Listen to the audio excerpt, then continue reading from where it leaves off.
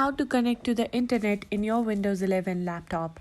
Hello everyone, welcome back to our channel. If you are looking for the steps to connect your Windows 11 to the internet, you have come to the right place. Today, I'll walk you through the steps. So, let's get started. First, go to the Start button and once in the Start button, click on Settings. Now, you need to click on Network and Internet. Once you have done that, you can see that the Wi-Fi option is available there. You can simply turn it on or off as you wish. And once you have turned it back on, your laptop will be connected to the available internet. It will search for the internet that are available in your region and will connect you to the suitable one. Next, in the taskbar, you can see the Wi-Fi signal.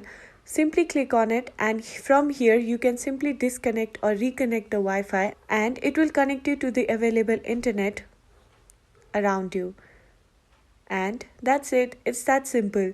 If you found this video helpful, please give it a thumbs up and I'll see you in the next video.